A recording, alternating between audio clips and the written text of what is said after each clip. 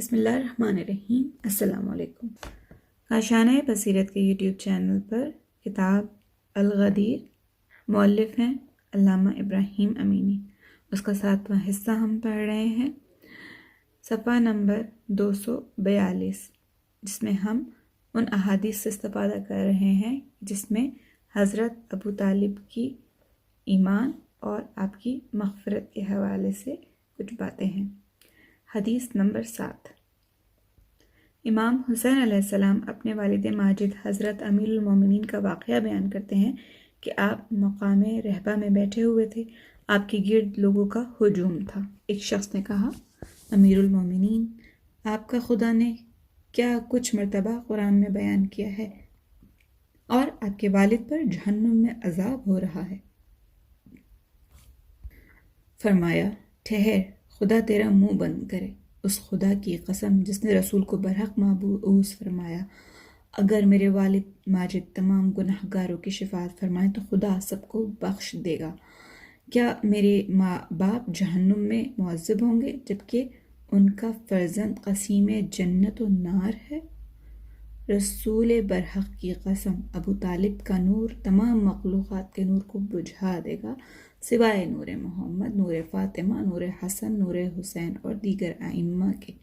آگاہ ہو، ان کا نور ہمارے نور سے ہے۔ خدا نے تخلیق آدم سے 2000 سال قبل اسے خلق فرمایا۔ ریفرنس: المناقب المایہ، کنز الفوائد، امالی شیخ توسی، الاحتجاج تبریسی اور تفسیر ابو الفتوح وغیرہ۔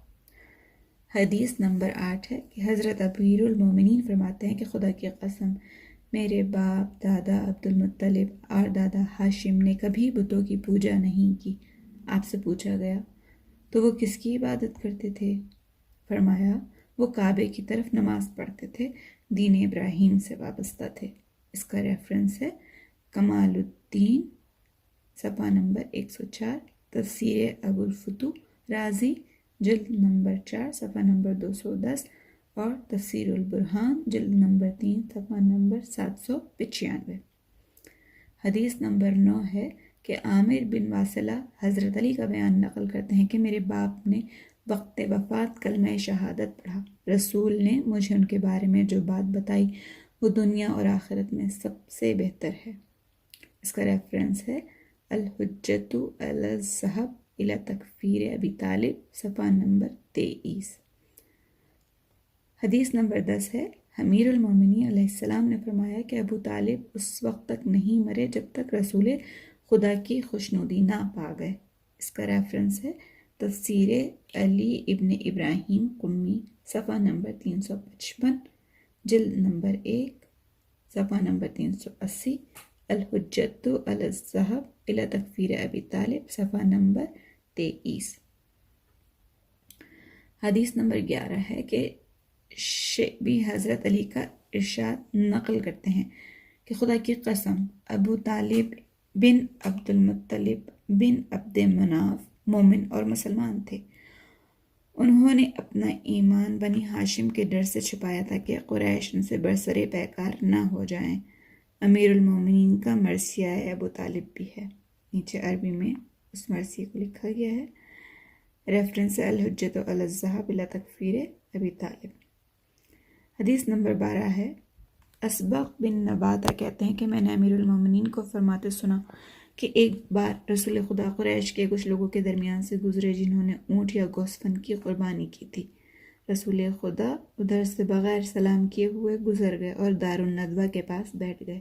قریش نے کہا، محمد ہمیں بغیر سلام کیے ہوئے گزر گئے، کوئی ہے جو اس کی نماز برباد کر دے؟ عبداللہ بن زبیری تیار ہو گیا اور اس نے حالت سجدہ میں رسول خدا پر اوجھڑی ڈالی۔ رسول خدا اسی حالت میں ابو طالب کے پاس تشریف لے گئے اور پوچھا، چچا جان میں کون ہوں؟ ابو طالب نے پوچھا، کیوں جانے برادر ایسا کیوں کہہ رہے ہو؟ آپ نے سارا واقعہ بیان کیا۔ ابو طالب نے پوچھا، انہیں کہاں چھوڑا؟ فرمایا، ابتہ میں۔ آپ نے خاندان والوں کو آواز دی کہ ہتھیار لے کر میرے ساتھ چلو۔ سب نے لبیک کہی اور وہاں چلے۔ قریش نے ان لوگوں کو آتے دیکھ کر متفرق ہونا چاہا۔ ابو طالب نے آواز دی، خبردار، کوئی بھی یہاں سے اٹھا تو سر اڑا دوں گا۔ ابو طالب رب کعبہ کی قسم۔ پھر آپ نے ایک پتھر پر 3 ضربیں لگائیں اور 3 ٹکڑے کر کے ہاتھ میں لیا اور فرمایا محمد تم نے پوچھا ہے کہ تم کون ہو؟ پھر اپنی انگلی سے رسول خدا کی طرف اشارہ کر کے کہا انت النبی محمد کرم اغر مسعود، کہ تم محمد رسول ہو اور بزرگ ہو، سالار قافلہ ہو اور سردار ہو۔ پھر پوچھا کہ کس نے یہ جرأت کی تھی؟ رسول خدا نے عبداللہ بن زبیری کی طرف اشارہ کیا۔ آپ نے اسے بلایا اور اس کی ناک پر ضربیں لگائیں، وہ لہو لہان ہو گیا۔ اور پھر پوچھا تم نے پوچھا نہیں کہ میں کون ہوں؟ اور پھر فرمایا تم محمد بن عبداللہ ہو۔ اس کے بعد آدم تک تمام شجرہ سنا ڈالا اور فرمایا تم خدا کی قسم حسب و نسب میں سب سے شریف ہو، تمہارا نسب سب سے بلند ہے، اے گروہ قریش جس میں دم ہو، اب ذرا حرکت کر کے تو دیکھے، میں وہی ہوں جسے تم اچھی طرح پہچانتے ہو۔ اس کا ریفرنس ہے تفسیر قرطبی جلد نمبر 6 صفحہ نمبر 261 اور نزہۃ المجالس اور ثمرات الاوراق مطبوعہ برحاشیہ المستصرف۔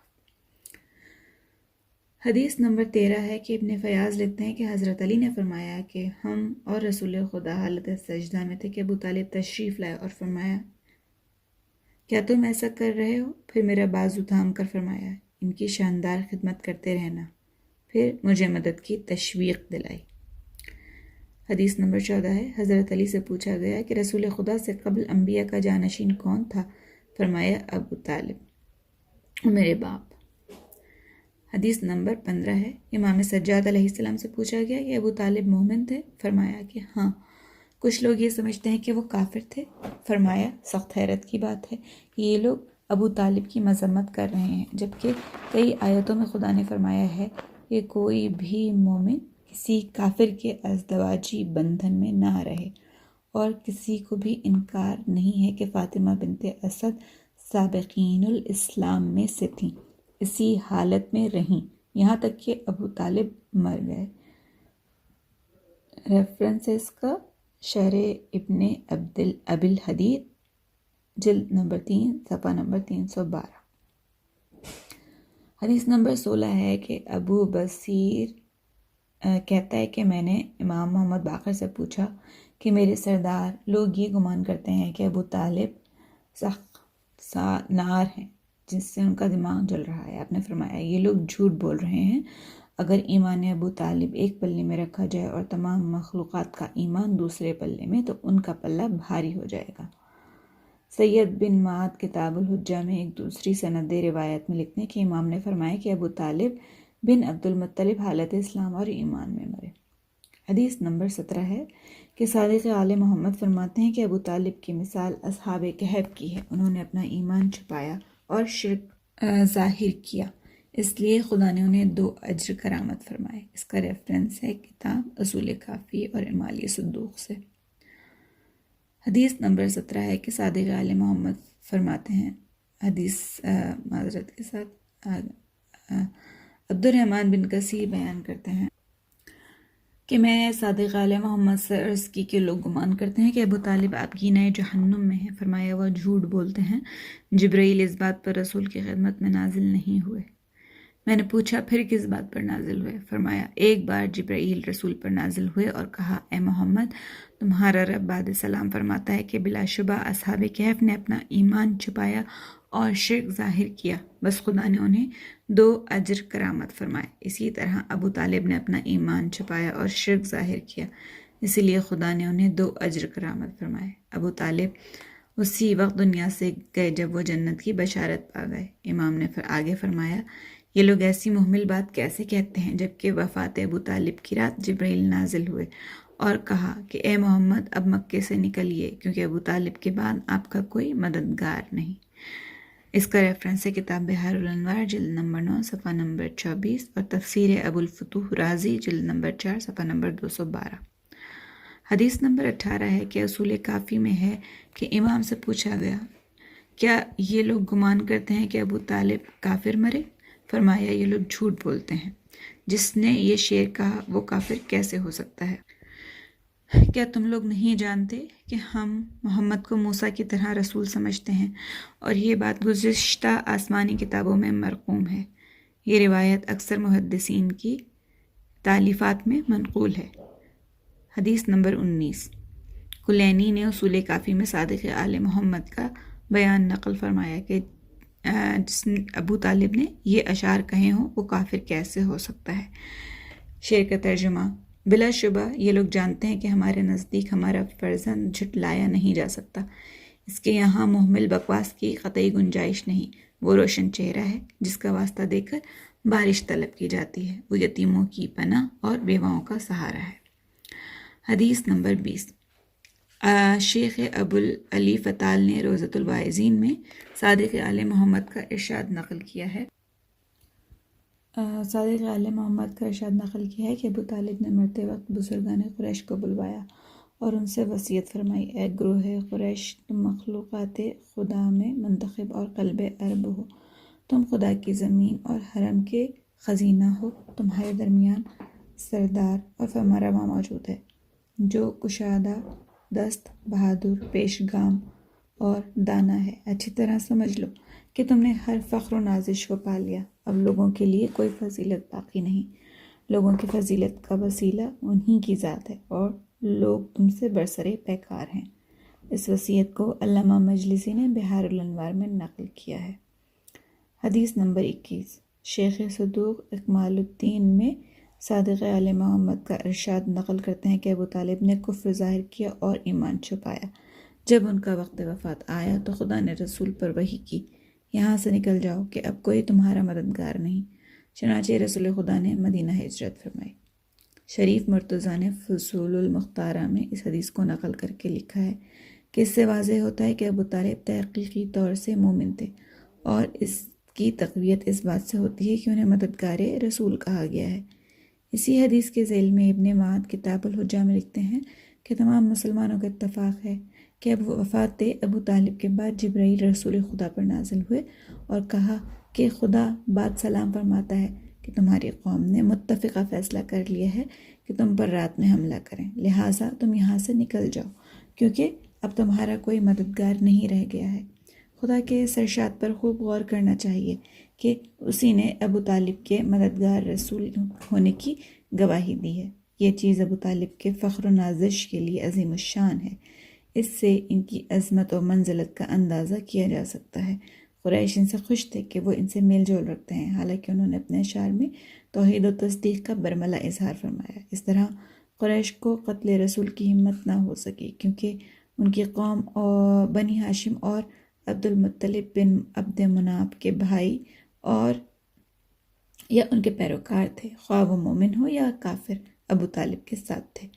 اگر قریش ان سے برسر پیکار ہوتے تو یہ ان پر بھاری پڑتے۔ اسی لیے جب ابو لہب نے قریش سے قتل رسول کی بات سنی تو کہا کہ اس بزرگ کی وجہ سے باز آ جاؤ کیونکہ وہ اپنے بھتیجے کا مددگار ہے۔ خدا کی قسم، محمد اس وقت تک قتل نہیں ہو سکتے جب تک ابو طالب نہ قتل ہو جائیں، اور بنی ہاشم اس وقت تک قتل نہیں ہو سکتے جب تک تمام بنی عبد مناف اور مکے والے قتل نہ ہو جائیں، اس لیے ابھی ہاتھ روکے رہو۔ جب ابو طالب کو یہ بات معلوم ہوئی تو آپ نے جذبات ہمدردی ابھارنے کے لیے کچھ اشعار کہے۔ حدیث نمبر 22۔ یونس بن نباتہ صادق آل محمد کا ارشاد نقل کرتے ہیں کہ امام نے پوچھا: اے یونس، لوگ ابو طالب کے متعلق کیا کہتے ہیں؟ عرض کی: قربان جاؤں، لوگ کہتے ہیں کہ وہ آبگینِ جہنم میں ہیں جس سے ان کا دماغ پگھل رہا ہے۔ فرمایا: جھوٹے ہیں، وہ دشمنان خدا ابو طالب تو نبیوں، صدیقوں اور شہیدوں اور شائستہ کرداروں کی بہترین رفاقت سے بہرہ مند ہیں۔ حدیث نمبر 23۔ داؤد درقی کا بیان ہے کہ میں صادق آل محمد کی بارگاہ میں پہنچا۔ میرا قرض ایک شخص پر تھا جس سے میں ڈرتا تھا۔ میں نے امام سے اپنا درد دل کہا۔ آپ نے فرمایا: جب تم مکہ جانا تو عبد المطلب، ابو طالب، عبداللہ، آمنہ اور فاطمہ بنت اسد کے نام سے الگ الگ طواف کرنا، 2 رکعت نماز پڑھنا اور خدا کی بارگاہ میں اپنی حاجت بیان کرنا۔ میں نے ایسا ہی کیا۔ جب میں باب صفا سے نکلا تو قرضدار نے مجھے آواز دے کر کہا: اے داؤد، اپنا حق مجھ سے لے لو۔ ریفرنس اس بات کا ہے کتاب الحجۃ علی الذھاب الی تکفیر ابی طالب اور بحار الانوار میں موجود ہے۔ حدیث نمبر 24 ہے کہ صادق آل محمد کا ارشاد ہے کہ رسول خدا مسجد حرام میں نیا کپڑا پہنے کھڑے تھے، اتنے میں مشرکین نے آپ پر اونٹ کی اجڑی سر سے پیر تک مل دی۔ رسول اسی حالت میں ابو طالب کے پاس آئے اور کہا، چچا میری شخصیت آپ کے نزدیک کیا ہے؟ ابو طالب نے کہا، بیٹا ایسا کیوں پوچھ رہے ہو؟ رسول خدا نے سارا واقعہ بیان کیا۔ ابو طالب نے حمزہ سے کہا، اپنی تلوار لے لو، اور پھر مسجد الحرام تشریف لے گئے اور تمام مشرکین کو اسی طرح اوجڑی سے سر سے پیر تک آلودہ کر دیا، اور پھر رسول خدا سے کہا، بیٹا تم نے پوچھا تھا کہ میری شخصیت کیا ہے، دیکھو تمہاری شخصیت ہمارے نزدیک یہ ہے۔ حدیث نمبر 25۔ صادق آل محمد کا ارشاد ہے کہ امیر المومنین کو ابو طالب کے اشعار کی روایت و تدوین کا بڑا اہتمام تھا۔ وہ فرماتے ہیں کہ ان کے اشعار لوگوں کو تعلیم دو اور اپنے بچوں کو پڑھاؤ، کیونکہ وہ دین خدا پر تھے اور ان کے اشعار میں بے اندازہ علم تھا۔ اس کا ریفرنس ہے الحجۃ علی الذہاب الی تکفیر ابی طالب اور کتاب بحر الانوار۔ حدیث نمبر 26۔ پہلی نماز جماعت کے ساتھ اس وقت ہوئی کہ رسول خدا علی کے ساتھ نماز پڑھ رہے تھے، اتنے میں ادھر سے ابو طالب گزرے، جعفر ساتھ تھے۔ فرمایا، بیٹا اپنے چچا زاد بھائی کے پہلو میں کھڑے ہو جاؤ۔ جب رسول خدا نے محسوس کیا تو دونوں کے آگے ہو گئے، اور ابو طالب مسکراتے ہوئے شعر پڑھتے ہوئے پلٹ گئے کہ ان علی و جعفر اندہ ملم السما والکرب۔ حدیث نمبر 27۔ اصول کافی میں ہے کہ درست ابن ابی منصور نے امام موسی کاظم سے پوچھا کہ کیا ابو طالب رسول خدا پر حجت رکھتے تھے؟ فرمایا نہیں، بلکہ انہوں نے جو وصیتیں کی انہیں رسول خدا کے سپرد کیا۔ پوچھا، کیا یہ وصایا اس لیے سپرد کی کہ وہ حجیت رکھتے تھے؟ فرمایا، اگر حجیت رکھتے تو وصایا ان کے حوالے نہ کرتے۔ پوچھا، تو پھر کیا ابو طالب کا کیا حال تھا؟ فرمایا، رسول خدا جو کچھ لائے اس کی تصدیق کی اور وصایا سپرد کی اور اسی روز مر گئے۔ علامہ امینی فرماتے ہیں کہ یہ مرتبہ ایمان سے برتر ہے، کیونکہ قبل کی روایت سے واضح ہوتا ہے کہ ابو طالب ایمان سے بہرہ مند اور گزشتہ انبیاء کے جانشین، وصی اور حجیت سے سرفراز تھے۔ اس لیے ابن ابی منصور کو گمان ہوا شاید رسول خدا قبل بعثت محجوج تھے۔ امام نے اس کی نفی فرمائی۔ وصایا کے بیان میں یہ بات واضح ہے کہ ابو طالب دین حنیف ابراہیمی پر تھے، پھر دین محمدی سے سرفراز ہوئے اور تمام وصایا ان کے حوالے کی، نیز یہ کہ وہ ولایت علوی کے ایمان سے بھی سرفراز تھے۔ حدیث نمبر 28۔ گراجکی نے امام رضا سے حدیث نقل کی ہے جس میں ایمان ابو طالب پر شک ظاہر کیا گیا تھا، تو امام نے فرمایا، اگر تم نے ایمان ابو طالب میں شک کیا تو تمہارا ٹھکانہ جہنم ہوگا۔ حدیث نمبر 29۔ تفسیر ابو الفتوح میں امام رضا کا ارشاد نقل ہے کہ ابو طالب کی انگوٹھی پر نقش تھا، رضیت باللہ ربا و بابن اخی محمد نبی و بنبی علی لہ وصیہ۔ حدیث نمبر 30۔ شیخ صدوق نے اپنی اسناد کے ساتھ نقل کیا ہے کہ عبدالعظیم نے امام رضا کو لکھا کہ میرے دل میں سغزہ نار کی حدیث شک پیدا کر رہی ہے۔ امام نے جواب لکھا کہ اگر ایمان ابو طالب میں شک کیا تو تمہارا ٹھکانہ جہنم ہوگا۔ حدیث نمبر 31۔ صدوق نے بطریق اعمش عبداللہ بن عباس سے روایت کی ہے کہ ابو طالب نے بھتیجے سے پوچھا، کیا تم خدا کے رسول ہو؟ فرمایا کہ ہاں۔ کہا، پھر معجزہ دکھاؤ۔ فرمایا، میرا نام لے کر درخت کو آواز دیجیے۔ ابو طالب نے آواز دی تو درخت آیا اور رسول کے سامنے سجدہ ریز ہو گیا۔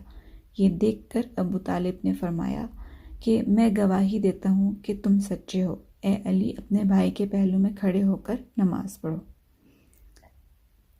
امالی صدوق میں اور روضۃ الواعظین میں اس کا ریفرنس موجود ہے۔ حدیث نمبر 32۔ صدوق نے سعید بن جبیر سے نقل کیا ہے کہ اپنے عباس سے ایک شخص نے پوچھا کہ ابو طالب مسلمان تھے؟ فرمایا، وہ شخص مسلمان کیوں نہ ہوگا کہ جس نے یہ شعر کہا۔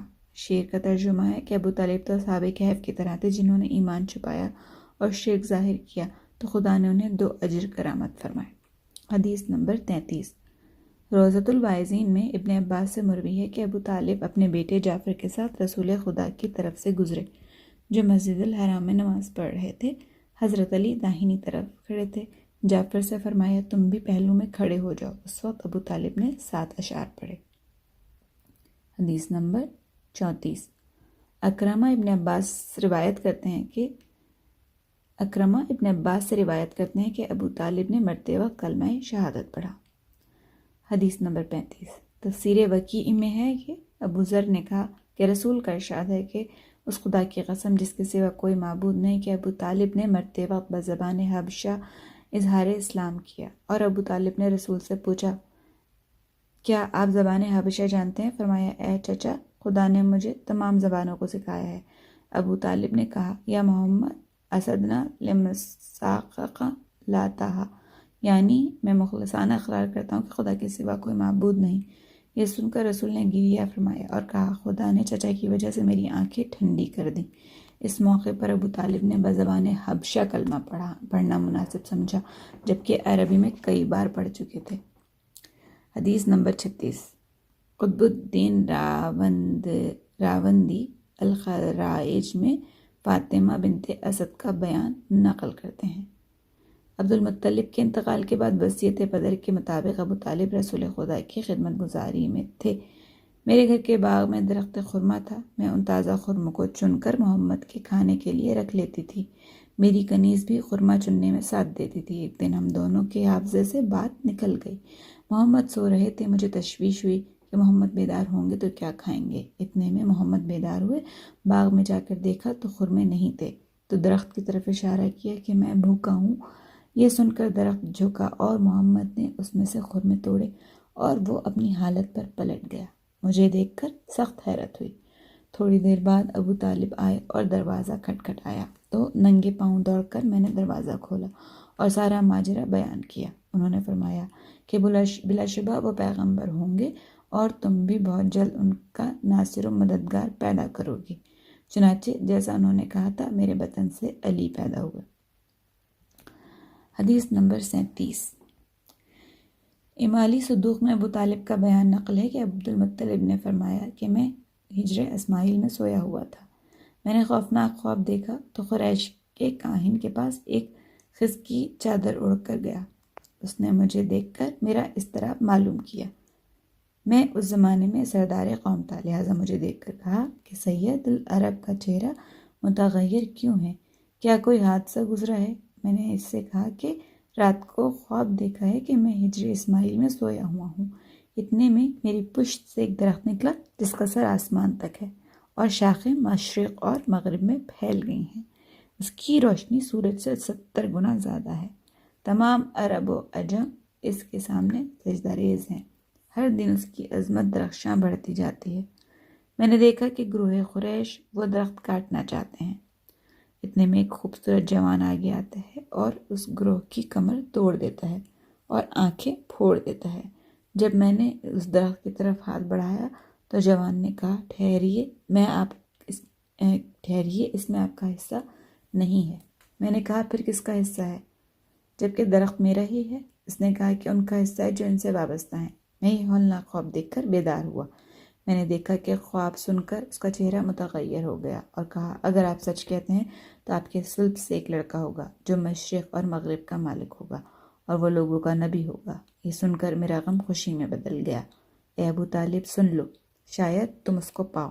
جس وقت ابو طالب یہ واقعہ بیان کر رہے تھے اسی وقت رسول خدا تشریف لائے اور فرمایا بخدا وہ درخت میں ہوں ابو القاسم امین۔ حدیث نمبر 38۔ کتاب الحجت میں نصاب علوی مارو بموضع کی روایت ہے کہ جب ابو طالب نے انتقال کیا تو ابھی نماز جنازہ فرض نہیں ہوئی تھی، اسی لیے آپ نے ابو طالب اور خدیجہ کی نماز جنازہ نہیں پڑھی، بلکہ رسول خدا نے ابو طالب کی مشایعت جنازہ فرمائی اور استغفار فرماتے رہے۔ لوگوں نے یہ سمجھ کر کہ ابو طالب مشرک مرے ہیں، ہم بھی اپنے مردوں کے لیے استغفار کریں۔ حالانکہ ابو طالب نے تو اپنا ایمان چھپایا تھا، اسی لیے خدا نے مسلمانوں کو منع کیا کہ وہ اپنے مشرک آبا و اجداد کے لیے استغفار نہ کریں۔ اگر لوگ ابو طالب کو مشرک فرض کریں تو رسول سے خطا کا سرزد ہونا فرض کرنا پڑے گا، حالانکہ خدا نے رسول کے قول و فعل سے نفی خطا کا اعلان کیا ہے۔ ابو الفرج اصفہانی لکھتے ہیں کہ ابو الجہم سے پوچھا گیا کہ کیا رسول نے ابو طالب کی نماز جنازہ پڑھی تھی؟ جواب دیا کہ اس وقت نماز جنازہ فرض نہیں ہوئی تھی، نماز جنازہ تو ان کی موت کے بعد فرض ہوئی۔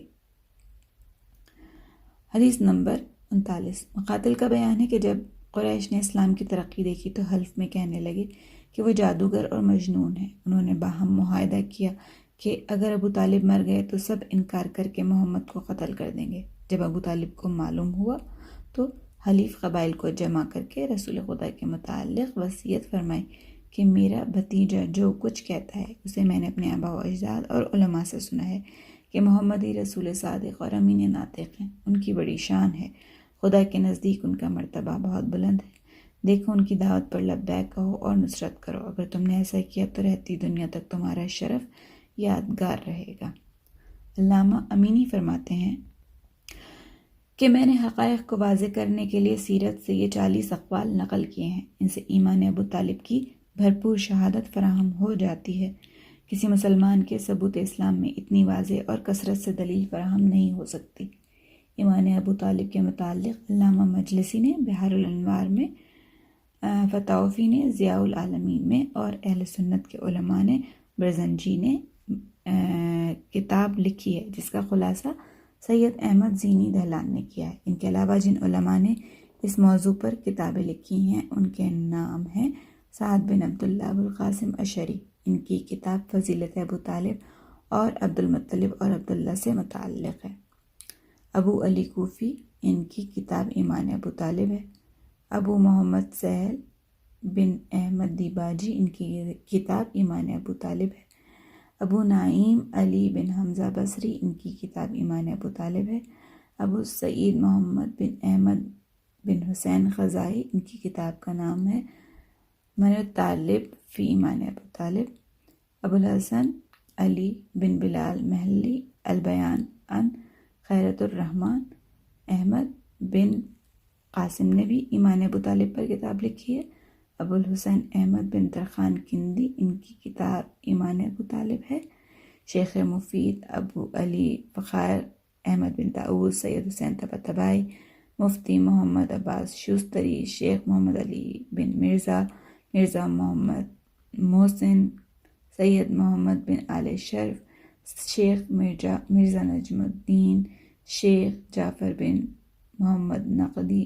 ان کے علاوہ بے شمار افراد نے ایمان ابو طالب اور ان کے کارناموں پر نظمیں کہی ہیں، جن کے نام یہ ہیں: سید ابو محمد عبداللہ بن حمزہ حسنی زبدلی، شیخ اردباری، سید علی خان شیرازی، محمد تقی صادق عاملی، مرزا عبدالہادی شیرازی، سید علی نقی لکھنوی، شیخ محمد سماوی، شیخ جعفر بن حاجی محمد نقوی۔ یہاں پر اس کتاب کا حصہ نمبر 7 اختتام پذیر ہوتا ہے۔ السلام علیکم ورحمۃ اللہ وبرکاتہ۔